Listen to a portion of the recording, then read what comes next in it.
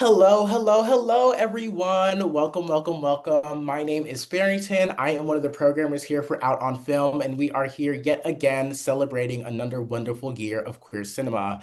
I have the amazing opportunity to sit down and chat with one of the directors from This is Ballroom, Juru. Juru, I am so, so, so glad to be chatting with you, and I want to thank you so much for this film. Thank you, Trent.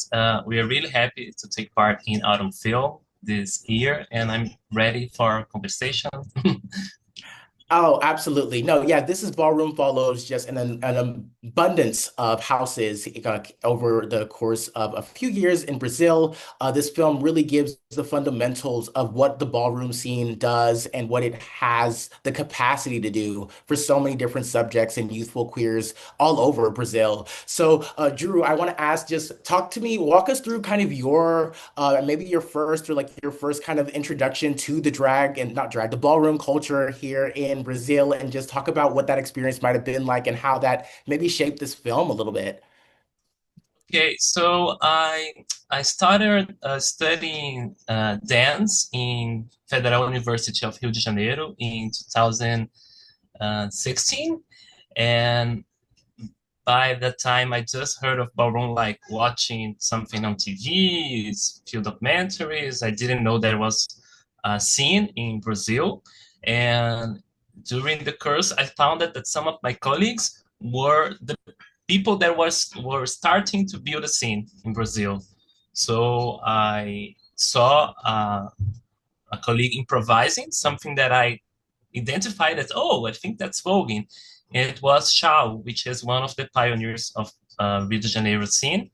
And then I started to do their classes. They were teaching voguing classes, but I still didn't know that uh, existed something like the ballroom culture. I didn't quite get it until I went to into my first ball that happened also in 2000. No, that happened 2017, like 1 year later. That I kind of started to understand it was much more than a dance form. It was about a community building and a lot of different kind of performance that not just only voguing. And I think we try to portray this in our documentary, that it's not just about dance, it's about building community and like researching together forms of expression. Oh, absolutely. I love that. So you're saying absolutely. You came in basically just from a voguing standpoint. So I would love to see some of those moves one of these days, Juro. We got to get you on the camera. But I love that yeah, you came in there. You used you kind of just your elements and you used your skill set. And ballroom kind of opened up this wide variety of categories of different conversations, different types of major just expressions. But I think your film, what it really does and what it really did a great job at doing was just showing the empowerment lens that Ballroom has for those folks in the community there. Talk to me just a little bit about the number of houses that you, I guess, casting this net basically. So you have just a wide variety of houses shown in this film, which is just kind of gaggy, and I'm just like continuously impressed by just the amount of craftsmanship that some of these subjects are doing, and just the amount of like just the detail where they understand top to bottom how to talk about drag. So just talk about maybe casting that net of houses and how you were able to find them, and then also maybe piecing those together in this Oh, that's a documentary. great question. We got the funding for the film in 2020, in the beginning of 2020, during the pandemic. We started writing before the pandemic, but when we got the funding, it was like April of 2020. So we had like COVID, and we didn't know how we're gonna make it. But at this time, we had like 5 houses in Rio de Janeiro, and but we could film only like 2 years later in 2022, and there were already more than 10 houses already. Like the scene was growing even with the pandemic, so it Mm. was quite hard to fit everybody in it. But we gathered with House of Alafia, and we had several meetings with them, like trying to compose um, the cast of the ball because the ball was made specifically for the film. So everybody there was hired to be there to perform, and we spent like I think at least a month like thinking with House of Falafel how we could like get at least one person from each house. Some houses that were bigger, we got more people of them, and we tried to do that during the ball, which we filmed in 2 days. And then after that, we started to do the interviews, and we tried to get as many different views and different experiences in ballroom from a lot of characters during a lab which we took part before filming. We were really questioning like how many people we will portray. Like maybe we should have just 5 characters, main characters, because more of that would be crazy. And I agree with that. It's kind of crazy when you have like dozens of protagonists, but it was the only way that it made sense for us to do this movie because it's this film because it's about community. So we have to have as many people as we could represented. It's not all of the ballroom scene. There is a selection of people, but we're really happy to do this kind of panoramic view immersion into the scene with as many people we could have.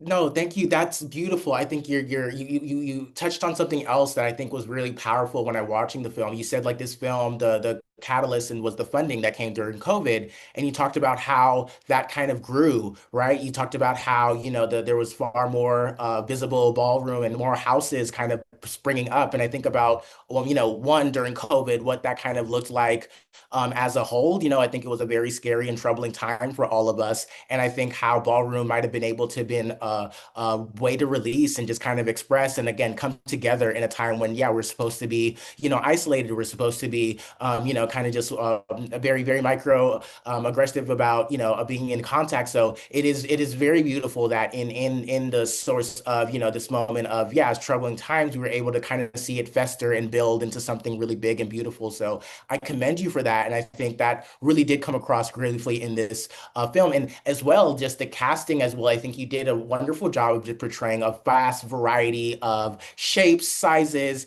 You had femmes, you had masc, you had, actual, cis women, and you had just a number of different, characters that I feel like definitely showed that this ballroom scene is for everyone. So I thank you so much for doing that. Can I ask you, this film has been doing, I mean, amazing festival runs, and I think a lot of folks and a lot of BIPOC, especially Afro and Afro Latin folks, have been able to kind of like linger and gravitate towards that. Can you talk just a little bit about the response that you've kind of gotten from the film? How have the folks out of the houses, how have they been able to kind of pick up and reflect on the work and the final product of this film? Before making the final cut of the film, we show everybody who gave interviews the pre-final cut, and they gave feedback for us. Uh, we did small changes in the way we depicted some people. We added some lines that they asked for that should be present. So, and we also made an exhibition screening for them before the premiere which was in Denmark in March last year. Wow. And it was amazing because like after that we had like a lot of feedback from people from all around the world, and something that really uh, stuck in my mind was the feedback from a black artist from Denmark, which told me after the screening that she was amazed by the hairs of the Mm. people, that she never thought that so much could be done with Afro hair, so much beautiful styles, and she was so impressed. And I was very impressed by that because that's not what I first thought about doing this movie. Like it's not about hair. I was started thinking about movement, but it's the aesthetics is also there because ballroom is this place where black and Latin aesthetics are celebrated also. So it's a place where beauty is celebrated in all their different aspects. So it was very interesting to see that a lot of things is happening in the performance, and each people who watches like will connect with some part of it or the whole, but it's a different experience for everyone who watches. And there's a university of aesthetics in ballroom. It's not just dance, it's music. We have a little bit of samba, a little bit of capoeira in the soundtrack. So it's a lot of things. It's a universe, really. I thank you. I'm tearing up so much. I'm sorry.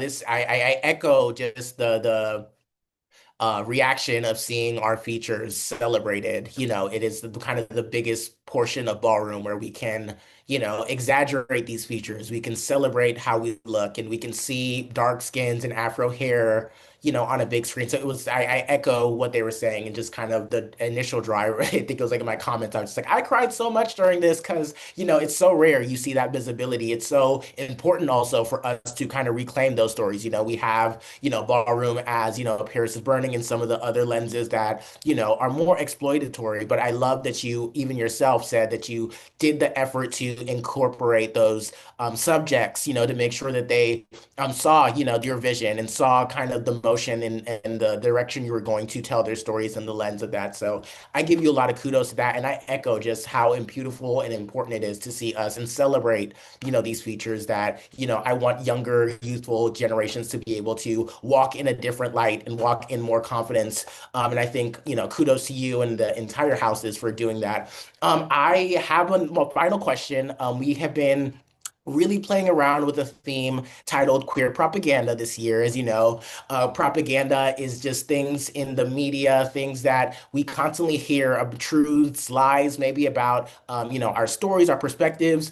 Something I wanted to ask you was like, what is some queer propaganda that you are falling for, or queer propaganda that you aren't falling for? So, as for example, right, I would say queer propaganda that I am falling for is that the ballroom scene can celebrate all human beings, right? Like that is propaganda that I want to encourage folks. Maybe propaganda that I don't want to continue is like the queer ballroom scene is only for X amount of people. Where I think even if you aren't African American or BIPOC, you can still come and celebrate the culture of it all. So my question is, if there's anything in your, any messaging, and it doesn't have to be specifically about ballroom, and maybe it was something that you wanted to maybe destigmatize in your film, anything that you thought adds to that conversation of queer propaganda. Okay, so let me see. That's a great question. Yeah, it's one you got to think about. So, take your time. I know it's Okay. yeah, yeah, any stigmas, and again, propagandas really highlight truths. There's some stuff that you might have heard repeated about stories and queer stories and narratives and stuff about us that are not necessarily true, or maybe they are true, and you want to maybe take that back into a more empowering lens. Yeah, So, I think something that I reflect a lot after doing this is ballroom is that like getting around with people who are like us or not exactly like us but have similar life experiences is so important for us to understand ourselves and see how potential we have in life. Like every time I get out of the ball, I feel like, oh, life could be so much more than it is in everyday life. It gives me life, literally. But also like gathering with people is hard. Like loving is hard. So we shouldn't expect like LGBTQ plus community to be like a sea of roses, as we say in Brazil, a garden of roses. wow. But there's so much beauty and powerful in gathering that we should fight for it and like resist and try to figure out our conflicts and make a way for us to stay together, and like sometimes I think in queer propaganda we try to sell it as if it was easy, and it's not. It's hard, but it's worth it. It's Oh, worth it. so beautiful, Guru. Thank you so much. This is Ballroom is playing at the Out on Film Festival. We have an in-person screening that is happening on Thursday, October 2nd. After that, we will have this film available for streaming. So I really, really do encourage y'all to watch this film. It had me bawling, it had me laughing, it had me gagged. I thought there's a wide range of everything for everyone in this film. And I thank you all so much for giving that lens. Thank you all so much for elevating so many stories in one single sweep. And I continue to look forward to seeing what might be coming next and what might be here for the story of both you and the director and also all the subjects of this film. I thank you so much for joining us. And yeah, cheers and do keep us posted. We want to hear and be in touch, and we hope to have another film screening, hopefully in the near future. So cheers to that, okay? Thank you so much for the amazing conversation. I appreciate it all. Thank you very much.